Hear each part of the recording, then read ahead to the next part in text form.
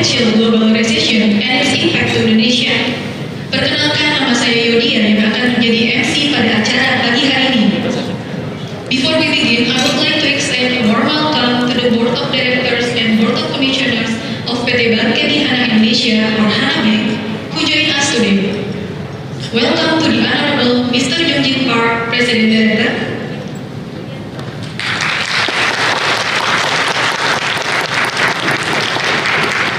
Mr. Han Kecho, Finance Director.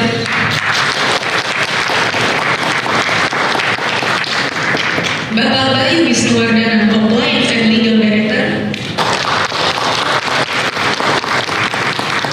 Ibu Ratna Ningsih, Credit Director.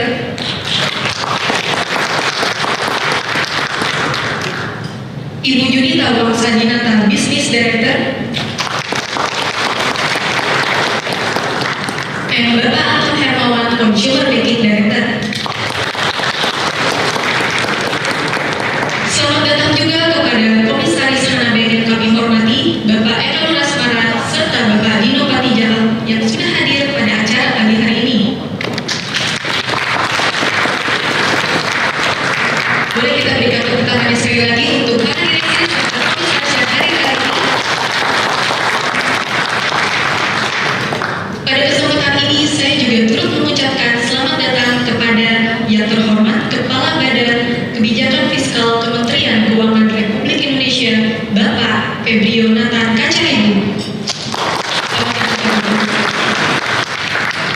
Kemudian pembicara seminar Hana Bank Economic Outlook 2023, Bapak Muhammad Khatib Basri.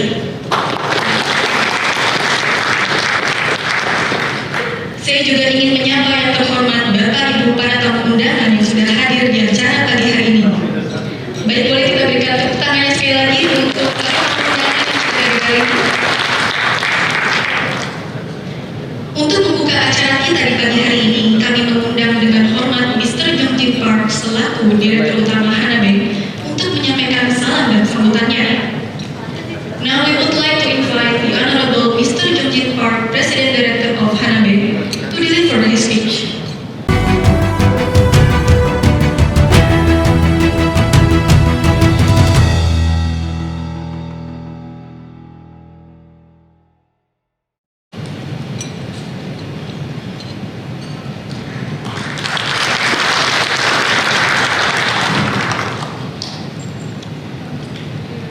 Selamat pagi, senang dapat bertemu dengan Anda semua.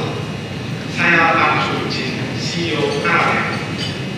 Terima kasih telah hadir pada seminar ekonomi Outlook Hana Bank kali ini. Izinkan saya untuk melanjutkan dalam bahasa Korea. Subtitle Indonesia dapat dilihat pada layar ini. 하나의 성도 여러분, 반갑습니다. 한결같이 하나은행을 사랑해주시고 아낌없는 격려와 성원을 보내주시는 손님 여러분에 대한 감사의 마음을 담아 준비한 2023년 경제 전망 세미나에 이렇게 직접 뵙고 인사드리게 되어 진심으로 기쁘게 생각합니다. 2022년 올해는 코로나 충격으로부터 극복을 시작한 의미 있는 해입니다. 우리는 경제, 사회적으로 지금껏 경험하지 못했던 매서운 위기를 맞이하였으나 참고의 지혜를 모으며 코로나로 비롯된 위기를 슬기롭게 극복해가고 있습니다. 그러나 안타깝게도 코로나로 인한 수원에서 완벽하게 탈출하기 전에 러시아 우크라이나 전쟁, 인플레이션 지수, 통화긴축 정책 강화 등으로 인한 더 큰 어려움이 우리를 기다리고 있습니다. 내년 2023년 세계 경제는 금년부터 시작된 전 세계적 코로나 정책 완화에도 불구하고 지정학적 발전이 지속되고 통화긴축이 본격화되며 제한적 정책 수단의 영향으로 본격적인 성장 변화가 확실시 되고 있습니다. 어쩌면 우리는 코로나 시기보다 더 큰 위기를 맞이할지도 그러나 상황을 정확히 파악하고 대응한다면 충분히 이겨낼 수 있으리라 생각합니다. 여러분, 스톡데일 헤테로독스라고 들어보셨을 겁니다. 베트남 전쟁에서 8달러로 갇혀 있었던 미국 장교 진 스톡데일은 길고 긴 고통의 시간을 이겨내고 끝내 석방되어 가족의 품으로 돌아가게 됩니다. 그가 생존할 수 있었던 단 하나의 비결은 바로 비관적인 현실을 직시하고 받아들이는 한편 극복을 위한 신념을 굳건히 한 합리적인 낙관주의였습니다. 위기 속에는 반드시 기회가 있습니다. 그래서 이번 2023년 경제전망평가가 더 중요하다고 생각합니다. 어려움이 예상되는 위기의 위치를 직시하고 받아들이며 함께 극복하기 위하여 저희는 국내외 저명 경제 전문가를 모셔 글로벌 경제 전망과 인도네시아의 경쟁력을 분석하는 소중한 시간을 준비하였습니다. 하나은행을 사랑해주시는 손님 여러분, 내년도 주요 경제 현안을 분석하고 비즈니스 발전을 분석하는 오늘 경제 전망 세미나가 다가오는 위기를 함께 극복하고 위대한 인도네시아를 건설하는 밑그림이 되기를 진심으로 바랍니다. 코로나로 고통받았던 지난 시간을 함께 극복했던 것처럼 저희 하나은행은 손님 여러분들과 함께 손잡고 걸어나가는 여러분들의 금융 파트너가 되겠습니다. 감사합니다. 리마카시.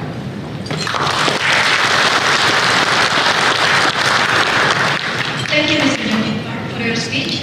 Bapak dan Ibu sekalian, mari kita berikan tepuk tangan sekali lagi untuk sambutan dari Mr. Jody. Bapak dan Ibu yang kami hormati, di tengah-tengah kita saat ini telah hadir tamu kehormatan sebagai perwakilan dari Menteri Keuangan Republik Indonesia, yaitu Bapak Febrio Nathan Kacaribu, selaku Kepala Badan Kebijakan Fiskal Kementerian Keuangan. Sekilas informasi mengenai Bapak Febrio, beliau menjabat sebagai Kepala Riset Ekonomi Makro dan Keuangan di Lembaga Penyelidikan Ekonomi dan Masyarakat atau LPEM sejak tahun 2015 dan dilantik sebagai Kepala Badan Kebijakan Fiskal pada tahun 2020. Keahliannya meliputi ekonomi dan proyeksi bisnis, model ekonomi, ekonomi keuangan, ekonomi moneter, serta analisis kebijakan publik. Baik, kepada Bapak Febrio, kami mohon kesediaannya untuk naik ke atas panggung untuk menyampaikan salam dan sambutannya. Kepada Bapak Febrio, waktu dan tempat dipersilakan.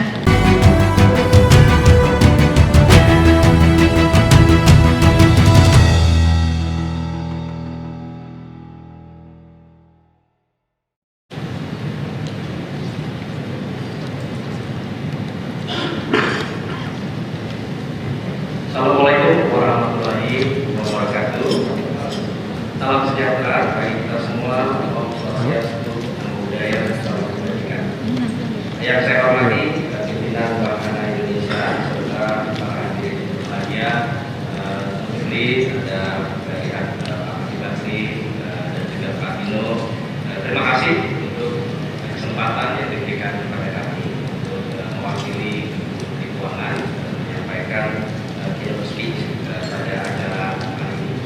Tadi saya sudah juga ngobrol-ngobrol. Mungkin ini kali pertama kita berkumpul dengan audiens sebesar ini. Ada namanya nggak? Jadi luar biasa memberikan signal pemulihan ekonomi yang memang kita lihat sangat kuat. Namun memang kita menghadapi tantangan yang tidak kalah besar seperti yang disampaikan oleh Pertama-tama saya ingin menyampaikan terima kasih sekali kepada Bank Hana Indonesia untuk forum yang sangat baik ini. Saya juga mengajak para peserta acara hari ini untuk selalu bersyukur atas limpahan kekuatan yang diberikan oleh Tuhan Yang Maha Esa kepada bangsa ini. Dengan kekuatan ini kita mampu menghadapi berbagai tantangan yang datang silih berganti dan juga terus memperkuat daya ekonomi kita melanjutkan beragam agenda pembangunan nasional. Bapak Ibu sekalian, belum lama ini Direktur Jenderal WHO Tedros Ghebreyesus mengatakan bahwa meskipun pandemi belum dapat dikatakan berakhir, namun tanda-tanda ke arah sana sudah mulai terlihat. Ini tentunya menjadi sinyal yang sangat baik dalam mendorong pemulihan perekonomian dunia. Kondisi pandemi COVID-19 memang sudah jauh terkendali. Kita lihat dari Indonesia sehari-hari kita sudah saksikan sendiri. Namun demikian, risiko pemulihan perekonomian global ini telah bergeser dari pandemi menuju ketegangan geopolitik. Perang di Ukraina telah menyebabkan tekanan inflasi yang tinggi dan terus-menerus akibat melonjaknya harga komoditas dan gangguan rantai pasok. Kebijakan moneter yang lebih ketat di segala belahan dunia sebagai respon terhadap tekanan inflasi tersebut menimbulkan gejolak di pasar keuangan global akibat likuiditas yang semakin. Di sisi lain, kinerja aktivitas manufaktur global juga melemah dan berburuk prospek pertumbuhan. Pada September 2022, indeks PMI manufaktur global sudah masuk dalam zona kontraksi. Ini pertama kalinya sejak Juni 2020 dengan indeks 49,8. Indeks PMI di beberapa negara utama di Eropa, Inggris, China, Korea ini juga sudah dalam zona kontraksi. Sebaliknya di Asia Tenggara seperti Indonesia, Singapura, Thailand, dan Filipina ini justru memang masih ekspansif, dipicu oleh adanya permintaan domestik yang masih sangat kuat. Sementara itu Amerika Serikat mempertahankan kinerja manufakturnya masih pada ekspansif.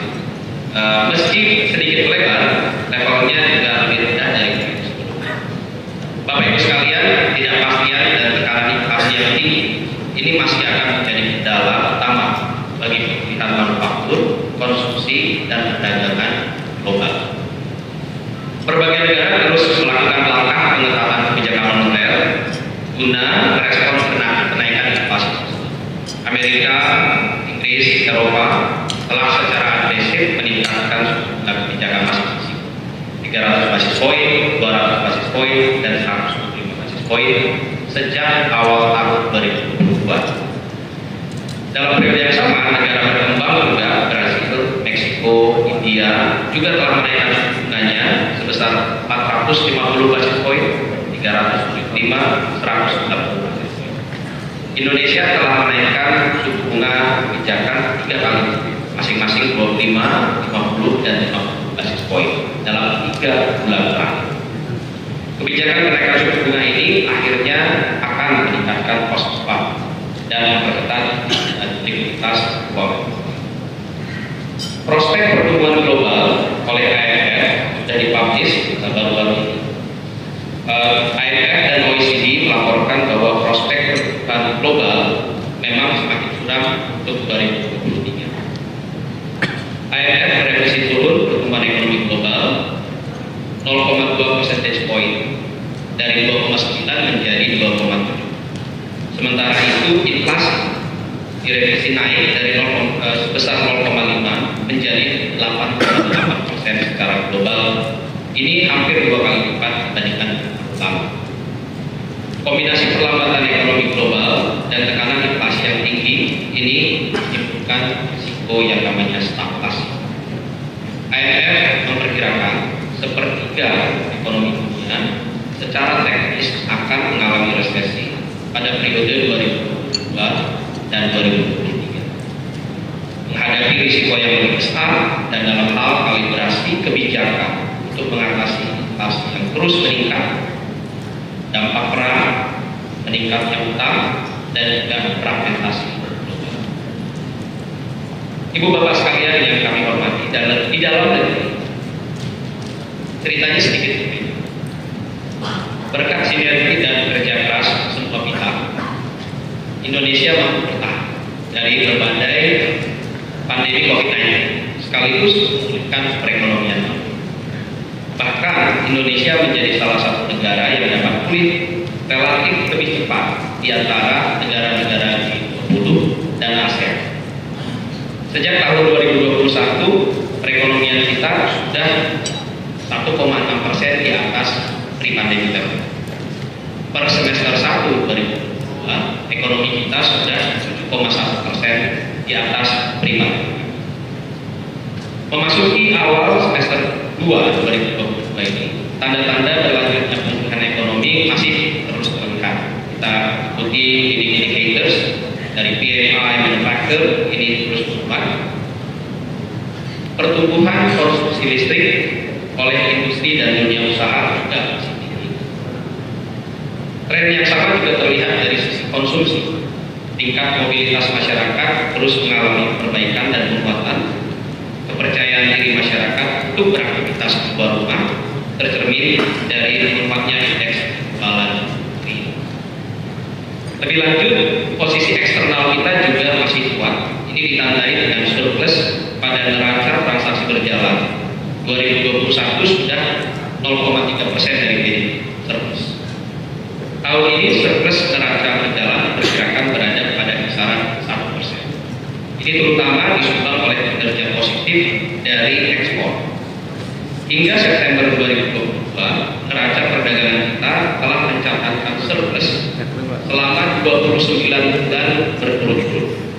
Secara akumulatif ini sudah mencapai 39,8 miliar US dollar. Ini merupakan rekor tertinggi sejak tahun 2000. Kinerja yang kuat pada sektor real yang disertai dengan posisi eksternal yang cukup solid, ini juga mendorong kepercayaan investor. Aliran dari foreign direct investment ini terus meningkat.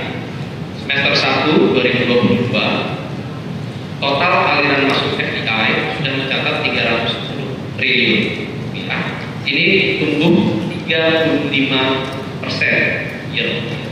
Jadi sangat kuat.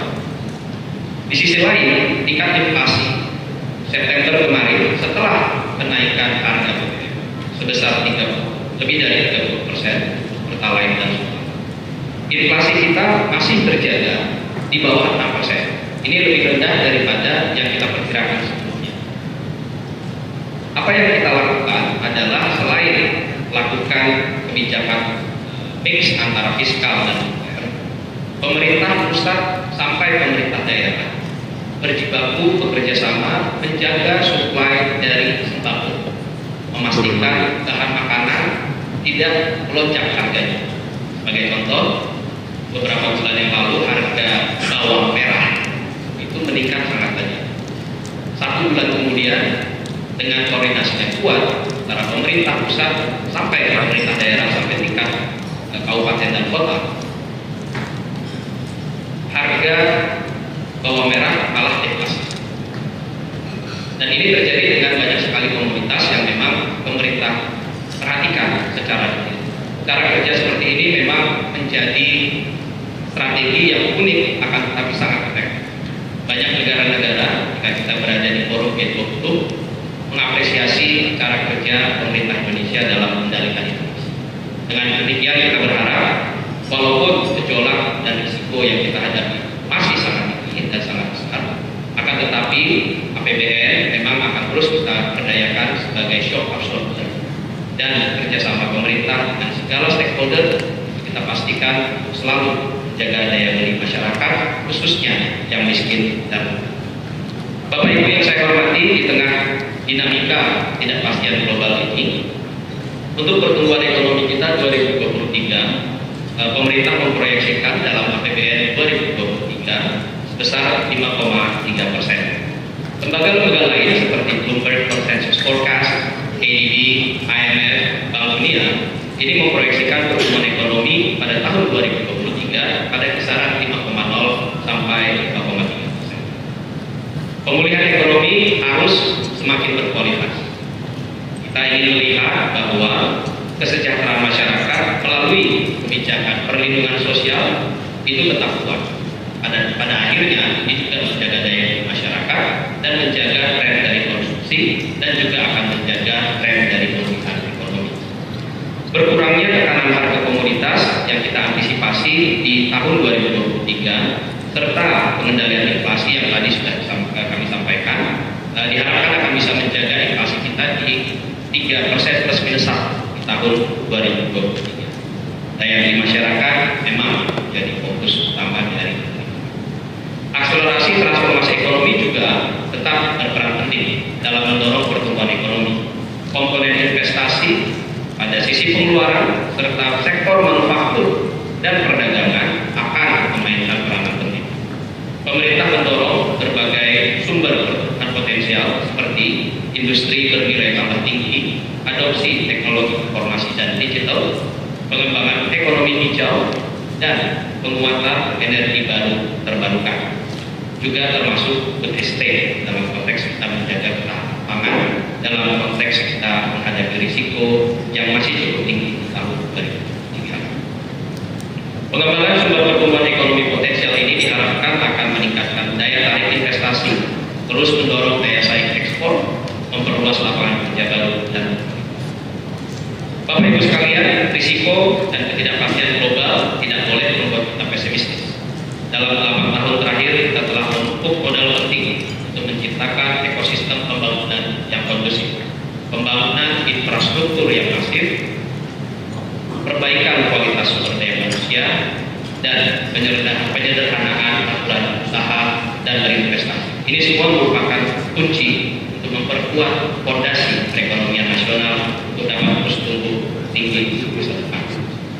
Dalam kaitan ini, keseimbangan kebijakan makro fiskal ini terus dijaga.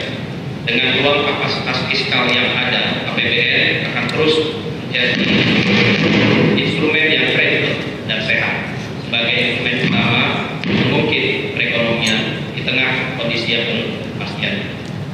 APBN telah bekerja keras dan akan terus bekerja keras.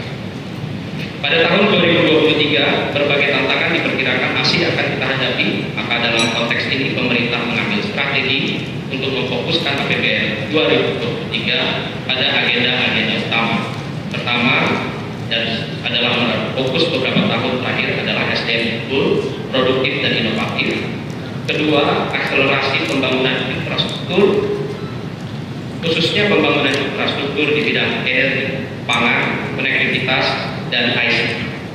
Ketiga, efektivitas reformasi birokrasi. Keempat, revitalisasi industri dengan hilirisasi yang semakin kuat. Kelima, pengembangan ekonomi hijau. Bapak Ibu sekalian, COVID-19 telah berdampak besar bagi perekonomian. Pergeseran risiko yang terjadi saat ini menjadi tantangan yang tidak kalah besar. Untuk itu, kami harapkan forum ini tentunya dapat menjadi forum yang sangat kondusif.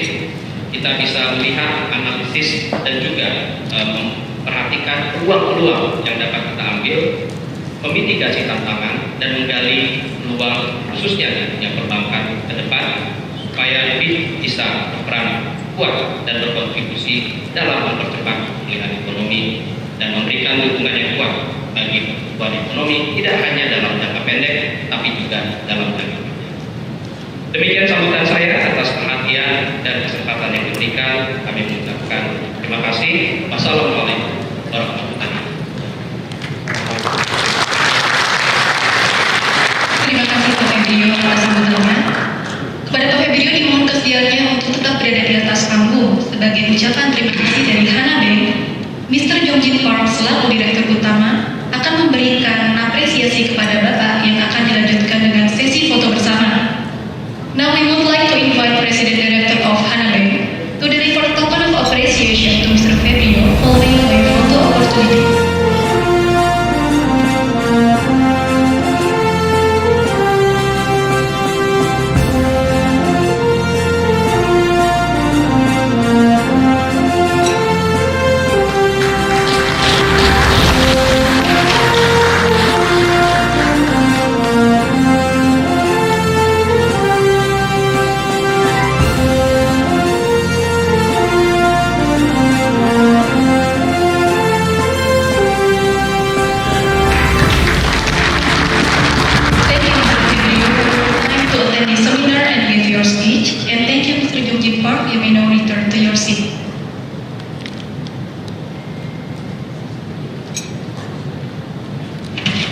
Sebagai informasi, dikarenakan ada agenda lain, Bapak Febrio akan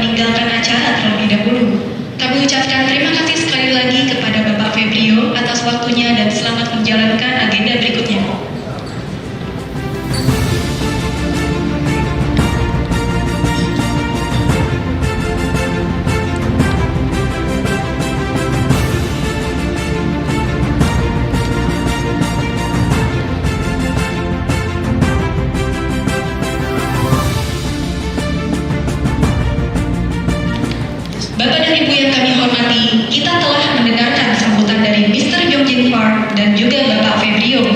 Untuk itu, sekarang kita akan melanjutkan ke agenda berikutnya. Seperti yang telah kita ketahui bersama, Economic Outlook merupakan acara tahunan yang diselenggarakan oleh Hana Bank bagi para nasabahnya. Dengan mengundang narasumber yang ahli di bidangnya, sudah tidak diragukan lagi kapabilitasnya di bidang ekonomi untuk memberikan gambaran seputar kondisi ekonomi Indonesia dan dunia kepada para nasabah yang berasal dari kalangan pengusaha maupun masyarakat umum.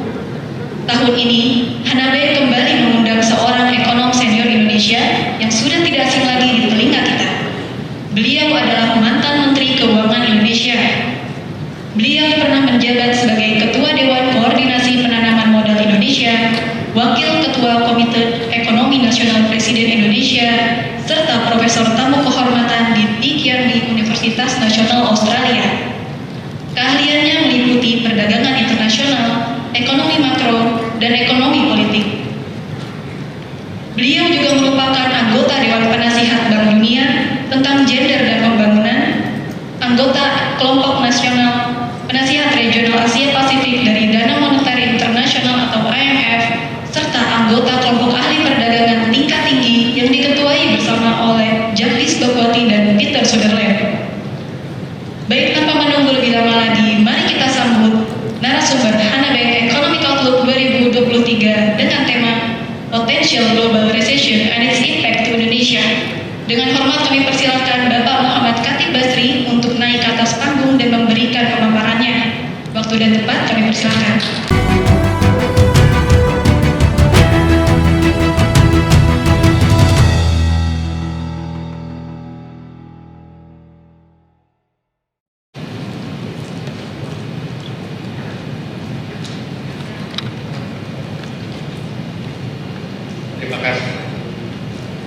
Terima kasih. Suara saya bisa terdengar sampai belakang. Assalamualaikum warahmatullahi wabarakatuh. Salam sejahtera kita semua. Senang sekali bahwa pagi hari ini saya bisa hadir di sini. Ini lebih baik ya? Ya oke. Kalau gitu saya pakai ini aja. Senang sekali bahwa pada hari ini saya bisa hadir di sini di depan Bapak Ibu semua. Seperti tadi Pak Febrio, saya mengatakan kepada Pak Febrio ini agak sedikit awkward buat saya. Setelah 3 tahun saya belum pernah melihat crowd sebesar ini karena biasanya itu diskusinya melalui Zoom atau very limited, mungkin hanya 10-15 orang. Ini mungkin the biggest event that I've ever attended after the 3 years ya. Saya bicara di acara KIB Hana, kalau saya tidak salah terakhir 2019, pada waktu itu sebelum pandemi. Saya akan bicara mengenai potensi dari global recession dan bagaimana dampaknya terhadap ekonomi Indonesia. Bisa oke. Ya. Saya mulai dari mengenai tantangan utama yang dihadapi oleh berbagai negara di dunia, termasuk Indonesia. Di sini ada sahabat saya, Pak Dino Patijalal, komisaris dari KIB Hana. Beliau mungkin lebih baik berbicara mengenai geopolitical tension dibanding saya. Jadi nanti kalau ada pertanyaan mengenai geopolitik, you better ask to Pak Dino. Ya.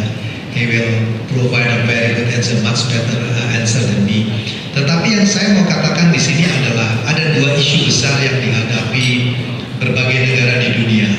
Yang pertama itu adalah geopolitik dan yang kedua itu adalah tekanan mengenai inflasi. Tadi Pak Febrio sudah mengatakan itu. Dampak dari geopolitical tension, terutama perang Rusia di Ukraine, itu membawa dampak kepada kenaikan dari harga energi dengan makanan. Kenapa? Karena Ukraine itu adalah salah satu produsen paling besar bersama dengan Rusia untuk grain, untuk gandum, sehingga implikasinya bisa dibayangkan roti, Kalau ini jadi terang noodle, banget. mie itu harganya akan naik, yang tentu punya dampak kepada harga makanan. Di samping itu, Ukraina itu juga salah satu produsen yang paling besar terhadap fertilizer. Jadi kalau kemudian supply-nya terganggu, maka fertilizer produk juga akan terganggu, sehingga produk pertanian di banyak negara di dunia itu juga akan terganggu. Ini yang kemudian di dalam meeting World Bank 2 minggu lalu itu ada joint Minister of Finance dengan Minister of Agriculture, karena potensi dari krisis pangan yang terjadi akibat dari climate dan juga mengenai fertilizer ini. Di samping itu, yang juga terdampak adalah harga energi. Kita melihat bahwa harga minyak mengalami peningkatan pada waktu itu, tetapi karena fear of recession kemudian turun kembali.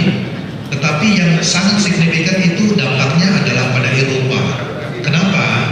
Karena banyak negara dari Eropa itu sumber energinya datang dari gas, ya, terutama Jerman. Dan Bapak dan Ibu tahu, ini sekarang sudah bulan Oktober. Sebentar lagi akan datang musim dingin di Eropa, winter, dan itu dibutuhkan heating system. Bapak Ibu yang dari Korea itu paham betul bagaimana kalau musim dingin kita nggak punya heater yang baik, ya. Dan di Jerman itu source dari energinya datang dari gas. Yang terjadi sekarang adalah Rusia membatasi pasokan gasnya ke negara Eropa, terutama Jerman. Bapak dan Ibu bisa bayangkan kalau musim dingin itu heaternya tidak bisa nyala karena gasnya tidak available. Maka negara-negara di Eropa sekarang termasuk Jerman itu terpaksa mengalihkan sumber energinya dari gas kepada coal. Itu yang menjelaskan mengapa harga batu bara tetap relatif tinggi walaupun terjadi potensi global recession. Dalam konteks ini Indonesia diuntungkan, walaupun karena saya sama dengan Pak Dino, kita involved di banyak forum untuk climate change. Ini akan sedikit banyak mengganggu plan dari energy transition, karena even di negara barat itu melihat bahwa untuk sementara waktu mereka harus pindah kepada coal, ya, karena soal yang seperti ini. Nah, implikasinya Bapak dan Ibu, di Jerman itu inflasi di level produsen, di producer price index itu sudah meningkat 46%. Dan bisa dibayangkan bahwa industri manufaktur di Jerman itu goncang dan bahkan bisa kolaps. Ya, ini dampak dari geopolitical tension yang terjadi di Eropa. Kita bisa bahas mengenai ini lebih jauh nanti. Saya akan masuk kemudian yang kedua adalah isu mengenai inflasi. Ini ada sedikit konsep ekonomi, tapi saya kebetulan mengajar di Fakultas Ekonomi di Universitas Indonesia. Pak, tadi saya disebut sebagai ekonom senior, betul. Karena itu Pak Febrio itu dulu he was my student di Faculty of Economics, jadi menunjukkan bagaimana tuan ya, I'm a dinosaur. Jadi yang saya mau sampaikan di sini adalah bagaimana dampak dari inflasi di Amerika terhadap pertumbuhan ekonominya. Ya, saya janji untuk berbicara di dalam bahasa manusia biasa. Jadi di dalam konsep ekonomi itu ada satu pemahaman yang disebut sebagai natural rate of unemployment, atau disebutnya itu sebagai NAIRU, non accelerating inflation rate to unemployment. Apa itu? Di sebuah negara, Bapak dan Ibu, tidak mungkin pengangguran itu 0%. Kenapa? Karena ada orang yang berhenti dari satu perusahaan, tapi sudah dapat kerja di perusahaan baru, kan dia harus berhenti dulu kan? Karena kalau kita mau minta berhenti kan at least 3 months notification kan? Nah, selama 3 bulan itu dia menganggur walaupun dia sudah dapat pekerjaan. Jadi pada waktu survei, ketika ditanyakan apakah dia menganggur, dia menjawab menganggur. But in fact, he or she already got a job. Jadi kalau mau kerja lagi itu sudah tidak mungkin, tetapi dia dikonsider sebagai pengangguran. Inilah yang disebut sebagai natural rate unemployment atau fractional unemployment. Di Amerika, natural rate itu 5%. Jadi kalau 5% dari penduduk itu menganggur, itu dianggap bahwa semua orang sebetulnya sudah kerja. Nah, apa yang terjadi di Amerika? Tingkat inflasi di Amerika itu tingkat pengangguran di Amerika saat ini itu 3,7%. Artinya Bapak dan Ibu, tingkat penganggurannya sudah di bawah 5. Itu berarti pasar tenaga kerjanya sangat ketat. Orang minta tenaga kerja begitu banyak, tetapi tidak ada labor yang tersedia. Nah ini Bapak dan Ibu kalau di perusahaan, kalau kita mau produksi barang, kita hire worker kan. Kalau kita hire worker, tetapi orangnya tidak tersedia, yang terjadi upahnya naik. Kalau upahnya naik, maka inflasinya terjadi. Itu sebabnya, maka kemudian ini bekas Menteri Keuangan Amerika Serikat, Larry Summers, ya sekarang mengajar di Harvard Kennedy School, dia mengatakan untuk membuat inflasi di Amerika turun yang dibutuhkan adalah pengangguran. Ya, ini konsep ini mungkin terdengar aneh karena dia inginkan adalah dia ingin tingkat penganggurannya itu di atas 5%. Karena kalau tingkat penganggurannya di atas 5%, berarti tingkat upahnya akan turun. Jadi karena itu Larry Summers dalam sebuah conference di London School of Economics dia mengatakan we need 5 years of unemployment above 5% to contain inflation. In other words, we need 2 years of 7.5% unemployment for 5 years or 5 years of 6% unemployment or 1 year of 10% unemployment. Jadi Amerika itu harus masuk ke dalam resesi to contain inflation. Jadi itu adalah by design. Caranya bagaimana membuat Amerika itu resesi? Bunganya harus dinaikkan. Karena kalau bunga dinaikkan, itu akibatnya aktivitas ekonominya akan melambat. Orang itu akan memberhentikan PHK orang, maka akibatnya tingkat upahnya akan turun. Mudah-mudahan saya bicara dalam bahasa manusia biasa. Jadi ini sebetulnya adalah by design. Nah, masalahnya adalah kalau Amerika masuk resesi, maka ada dampak pada negara lain. Nah, kita bisa lihat di dalam slide ini, Bapak dan Ibu bisa lihat bahwa tadi Pak Febrio mengatakan di semua negara itu pertumbuhan ekonominya di-revise down, diturunkan ke bawah. Jadi kita bisa lihat di sini misalnya forecastnya tadinya 2,9 ya untuk world jadi 2,7, kemudian untuk advance ekonomis dari 1,4 jadi 1,1 dan seterusnya.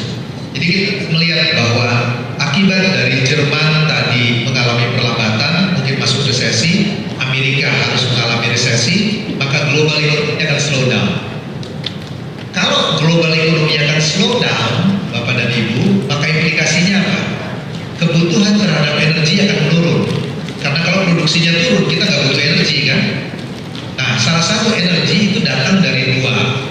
Bisa datang dari fossil fuel, atau dari non-fossil fuel seperti biofuel. Kita bisa bayangkan kalau kemudian kebutuhan energinya menurun, maka permintaan terhadap palm oil juga akan mengalami penurunan. Maka implikasinya adalah, Bapak dan Ibu bisa lihat, ini slide-nya available, saya nggak akan bicara satu persatu. Bapak dan Ibu bisa lihat bahwa proyeksi harga di tahun 2023 untuk semua harga itu lebih rendah dibandingkan dengan 2022. Ya, kecuali mungkin yang akan bertahan itu adalah coal. Karena alasan yang tadi saya katakan bahwa Jerman tetap membutuhkan coal untuk produksi, untuk heating system dan juga produksi manufakturnya. Tapi overall ini harga komoditi dan harga energi mengalami penurunan. Ini punya dampak Bapak dan Ibu pada Indonesia. Kenapa? Karena 60% ekspor kita itu adalah energi dan komoditi related. Jadi sektor ekspor kita akan terpukul, government revenue kita akan terpukul. Nah, ini sebetulnya summary dari seluruh presentasi saya. Jadi sebetulnya kalau Bapak dan Ibu mau tidur setelah ini bisa, karena ini sebetulnya summary-nya hanya di slide ini. Yang terjadi adalah bahwa interest rate hike di Amerika, tadi seperti saya katakan, itu punya dampak kepada slow the US economy.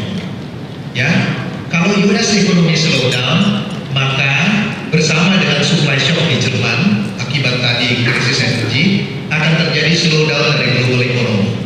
Kalau global economy slow down, maka permintaan terhadap energi dan komoditi price-nya akan turun. Akibatnya, karena 60% ekspor Indonesia itu adalah energi dan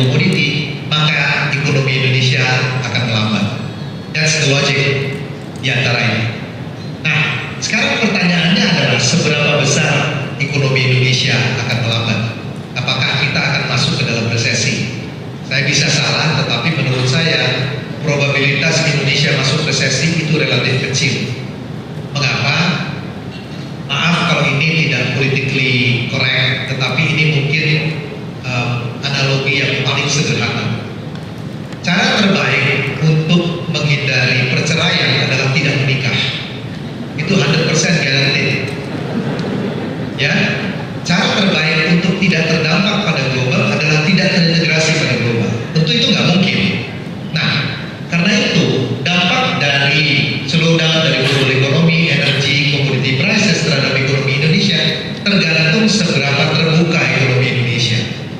Negara seperti Singapura, di mana share dari ekspor terhadap GDP-nya itu mungkin akan memasuki resesi tahun depan, karena tergantung sangat pada ekspor. Indonesia share dari ekspor terhadap GDP-nya itu hanya 25%, because the biggest market for us is domestic economy.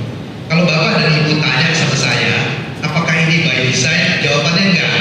Kita maunya kayak Singapura, tetapi karena berbagai hal yang kita membuat kita nggak kompetitif, kita diuntungkan dengan ini.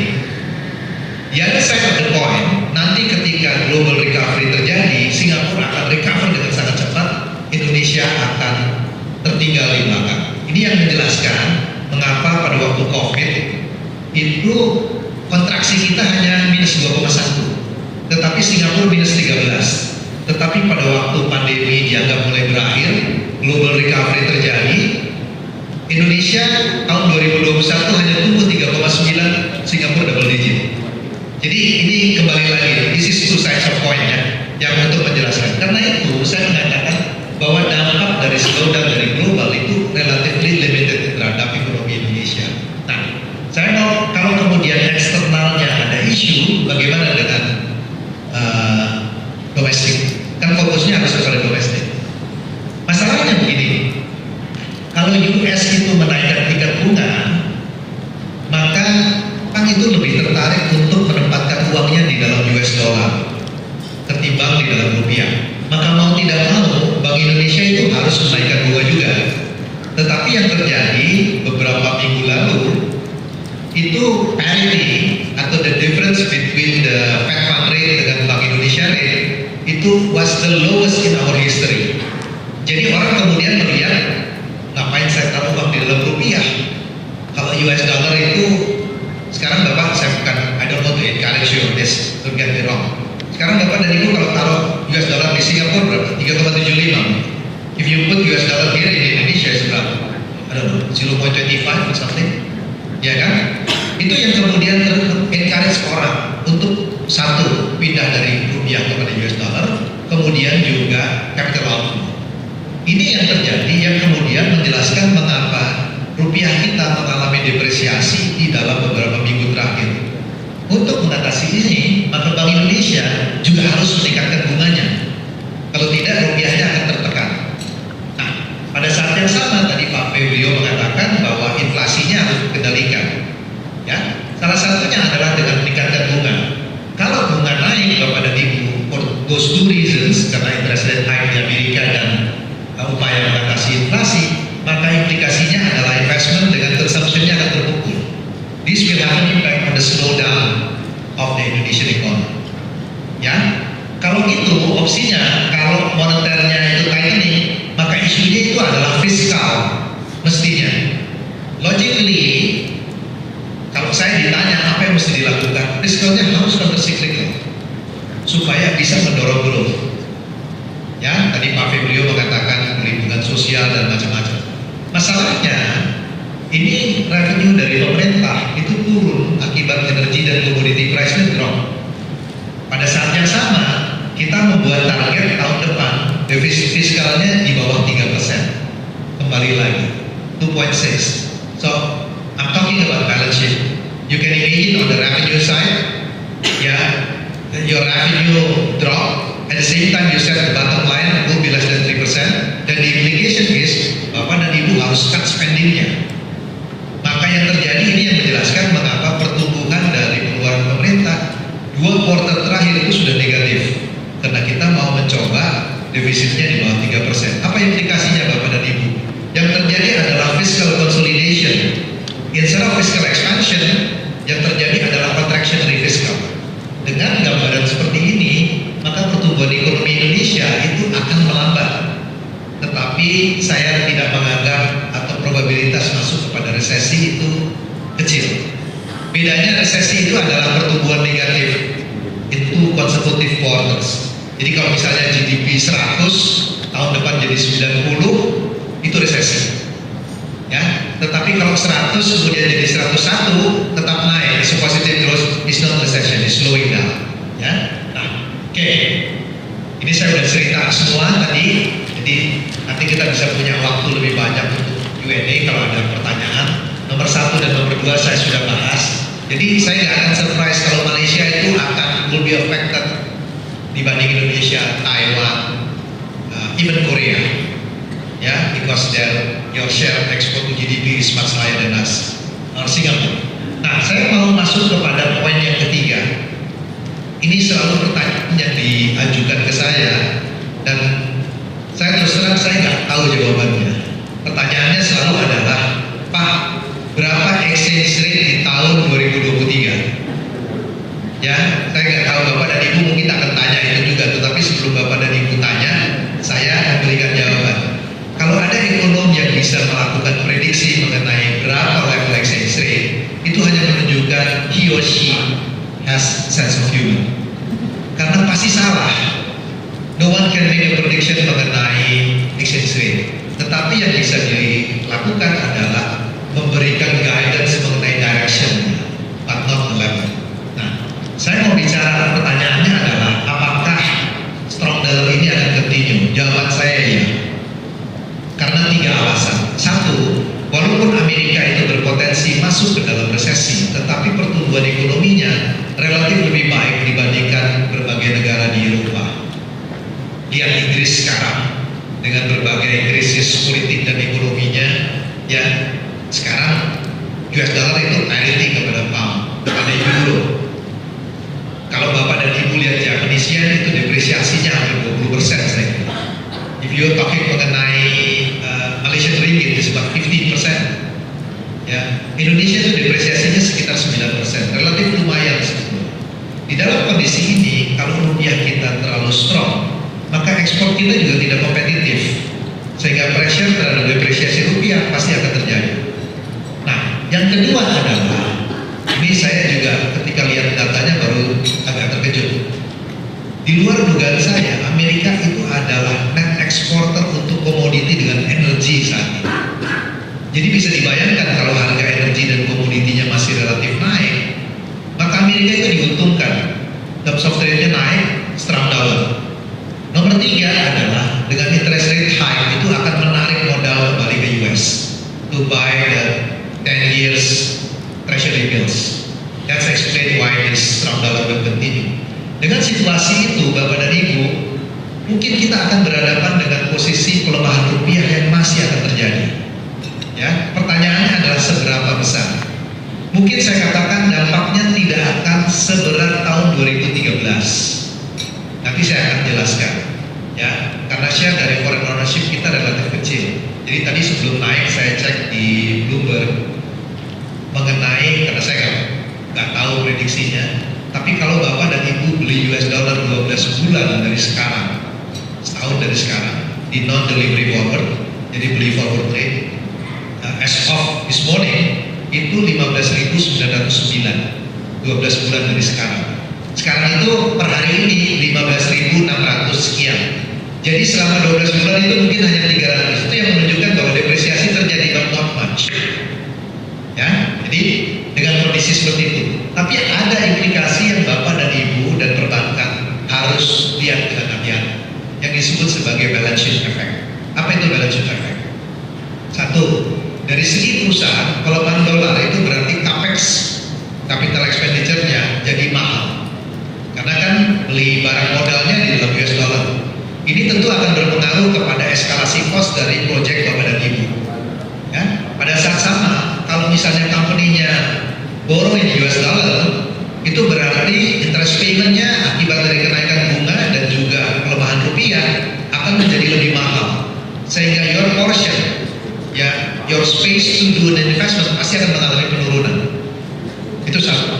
Kemudian yang kedua, similar like di KIB HANA, revenue-nya mungkin di dalam rupiah, but the profit repatriation in the US dollar, karena ini adalah foreign investment.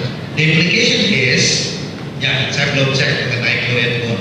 Kalau depresiasinya lebih besar, maka sebetulnya gain akibat dari ini. Tetapi kalau bisa dibayangkan repatriasinya di dalam US dollar, bisa dibayangkan bahwa kalau revenue-nya rupiah, pembayaran profit repatriasinya US dollar, maka beban dari profit repatriasinya jadi lebih mahal. Dengan kondisi seperti ini, itu akan menekan balance sheet dari perusahaan. Maka akan ada perusahaan-perusahaan yang mungkin akan sedikit mengalami kesulitan di dalam konteks ini kalau dia tidak manage treasury portfolio-nya dengan baik. Ini yang saya sebut sebagai the balance sheet effect. Unless your company is an export oriented, it's naturally hedged. Karena revenue di dalam US dollar, kemudian pembayaran kewajibannya di dalam US dollar. Nah, selain itu, kenaikan dari bunga itu juga berpengaruh kepada perusahaan. Kan ada restructuring yang boleh dilakukan menurut peraturan OJK, ya, dengan POJK 13 kalau nggak salah, yang akan berakhir tahun 2023. Dalam kondisi ini memang non-performing loans itu relatif rendah. Tetapi Bapak dan Ibu lihat yang disebut sebagai loan at risk itu relatif tinggi. Jadi kalau kemudian bunganya naik, OJK mengakhiri the regulatory forbearance, itu implikasinya adalah NPL-nya akan naik. Dan ini punya impact kepada banking sector. Ya, this is the thing that we can discuss it later on. Ya, kalau spesifik mengenai banking. Nah, ini adalah alasan yang saya katakan tadi, mengapa saya tidak melihat bahwa kalau toh rupiah itu mengalami perlambatan, penurunan, tidak akan sedrastis 2013 atau 2008 atau 2015. Coba lihat ini, foreign ownership di dalam SBN, the share of foreign ownership in our government bond. Tahun 2013 itu adalah 32,54%. Ini, sorry, 32,54% yang ini. Tetapi sekarang itu hanya 14,46%. Jadi Bapak dan Ibu bisa bayangkan kalau ada shock yang keluar itu 14%. Itu yang menjelaskan mengapa rupiahnya mungkin tidak akan sedrastis seperti yang terjadi di tahun 2013. Ya. Karena itu saya selalu mengatakan situasi sekarang memang memang berat, tetapi mungkin juga tidak seberat pada waktu situasi di 2008 pada waktu we had to manage the global financial crisis, atau impactnya mungkin lebih relatively less kepada dibanding dengan taper tantrum di tahun 2013. Nah, ini sekali lagi Bapak dan Ibu, warna yang biru adalah share dari ekspor terhadap GDP kita. Lihat, share dari ekspor terhadap GDP kita itu cuma 25%. Jadi kira-kira inilah yang nanti akan terpukul kalau ada global shock. Kalau even import hanya less than 25. Nah, ini adalah dampak dari inflasi. Saya akan cepat aja, tadi Pak Febrio sudah bicara mengenai bagaimana dampak dari inflasi dan macam-macam. Ini yang tadi saya katakan Bapak dan Ibu. Coba lihat. The parity, ya, perbedaan antara US dollar Fed fund rate dengan Bank Indonesia rate itu semakin lama semakin kecil di sini. Itu yang kemudian membuat orang menempatkan uangnya di dalam US dollar. Nah, ini adalah kondisi dari ekonomi kita. Sampai dengan second quarter 2022, ekonomi Indonesia masih tumbuh 5,4%. And I won't be surprised next month, mungkin tanggal 15 biasanya itu BPS akan mengumumkan angka GDP-nya. Saya nggak akan surprise kalau misalnya pertumbuhan ekonomi kita itu bisa sampai 5,5 year on year di quarter 3 tahun 2022 ini. Nanti kita lihat apakah benar atau tidak. Karena kenapa saya bisa katakan begitu? Seluruh leading indicators-nya itu masih menunjukkan ini adalah spending index yang dibuat oleh Bank Mandiri based on the transaction. Jadi Bapak dan Ibu melakukan aktivitas dari merchant dan macam-macam itu dibuat indeksnya. Itu Bapak dan Ibu bisa lihat bahwa aktivitas ekonomi sekarang sudah jauh bahkan di atas pandemi. saja. Sebetulnya mudahnya cara yang paling baik lihat aja trafiknya. It's even worse than sebelum pandemi. Ya, kita tadi datang ke sini cukup beruntung belum mulai macet, tapi kalau kan bisa stuck panjang sekali. Nah, daya belinya masih strong. Memang ya, inflasi ini punya dampak Bapak dan Ibu. Coba lihat. Karena perusahaan itu biaya produksinya mulai naik sekarang. Tetapi dia tidak bisa sepenuhnya pass on kepada konsumen. Karena kalau di pass on kepada konsumen, daya belinya mulai mengalami penurunan, orang nggak mau beli juga barangnya kan. Sehingga yang terjadi lihat adalah, coba lihat yang merah ini, profit marginnya turunan. Jadi yang dilakukan perusahaan itu instead of to pass on the rising cost of material cost, itu yang dia lakukan adalah dia mengurangi profit marginnya. Nah ini tidak mungkin terus-terusan karena perusahaan kan nggak mau rugi. Sehingga 2023 dia akan pass on. Kalau 2023 dia akan pass on, maka efek inflasinya juga akan terjadi. Kalau itu yang terjadi, maka daya beli akan terganggu. Nah ini, higher inflation itu push people to be more defensive. Apa yang terjadi? Dia akan mengurangi konsumsinya. Nah, Bapak dan Ibu, saya mau bicara mengenai satu hal di sini. Saya lihat di berita di mana-mana itu informasi mengenai resesi ini begitu menyeramkan. Ya, saya mengatakan bahwa we need to be very careful di dalam kondisi ini. Tetapi mungkin kondisi Indonesia itu tidak seburuk seperti persepsi berbagai orang. Yang paling mengkhawatirkan adalah kalau kemudian fear dari recession ini berlebihan. Ya, ekonom terbesar abad 20 John Maynard Keynes itu membuat sebuah tulisan di dalam seminar buku seminalnya, yaitu The General Theory of Employment and Recession. Dia mengatakan bahwa keputusan investasi itu ditentukan bukan hanya oleh tingkat bunga, tetapi oleh ekspektasi.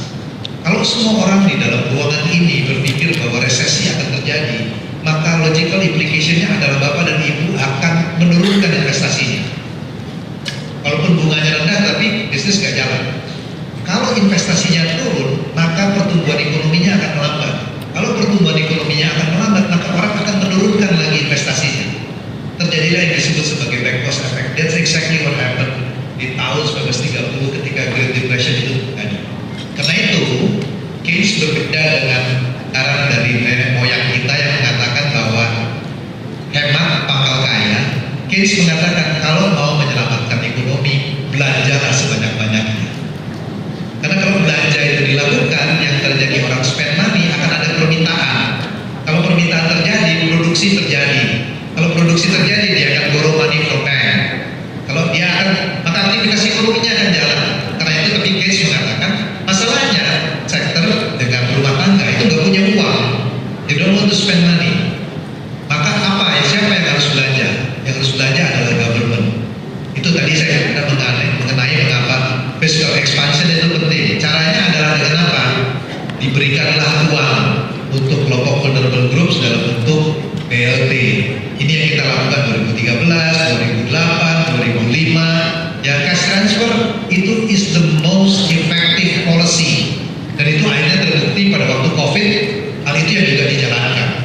Pada waktu kenaikan BBM kemarin, itu yang juga dijalankan. Karena kalau if you give money to the vulnerable groups, mereka nggak akan nabung, mereka juga spend the money. Waktu mereka spend uangnya, itu permintaannya akan naik. Karena behavior dari orang adalah ketika harganya naik, dia defensive. Dia akan nabung. Bapak dan Ibu bayangkan, menabung itu sesuatu yang baik. Tapi kalau seluruh negara ini menabung, nggak ada yang spend, terjadi yang disebut sebagai the paradox of thrift. Ekonominya akan slow down. Ya?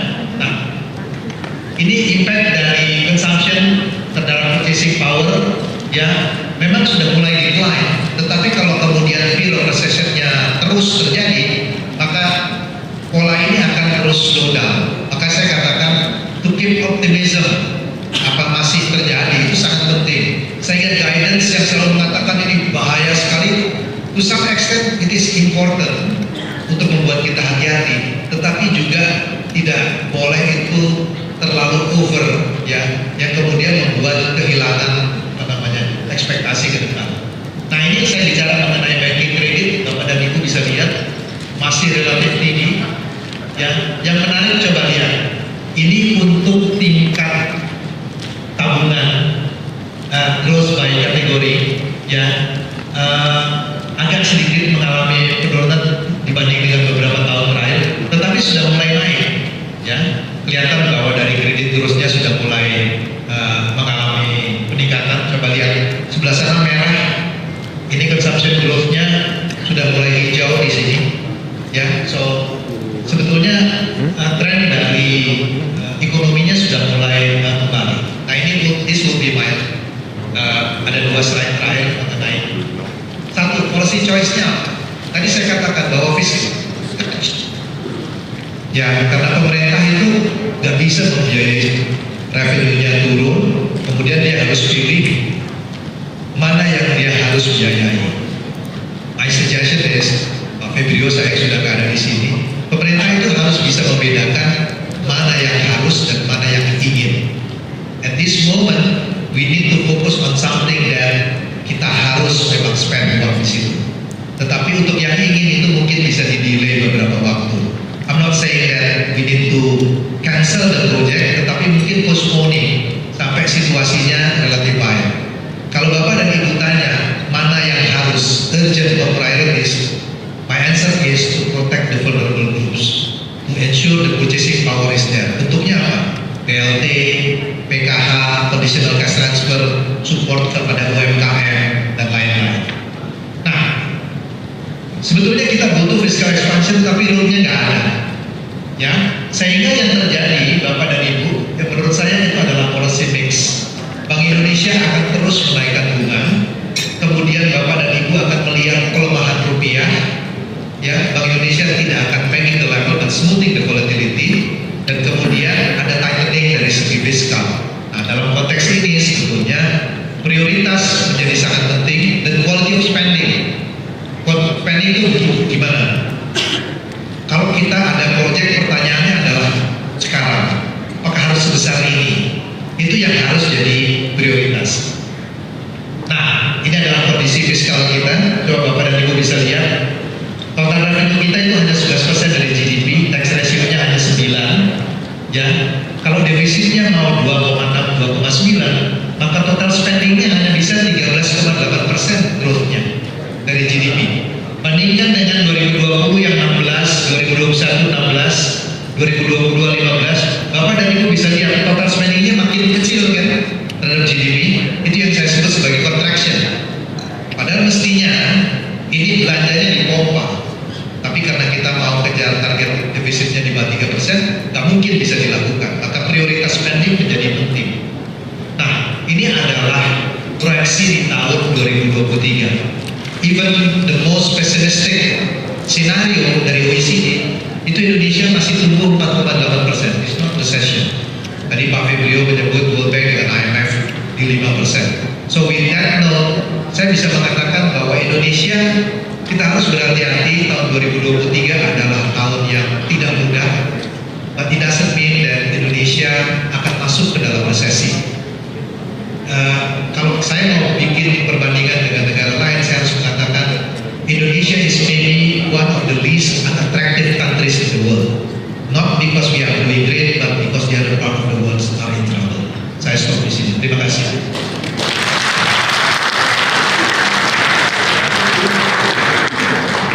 Terima kasih banyak kepada Bapak Kartip atas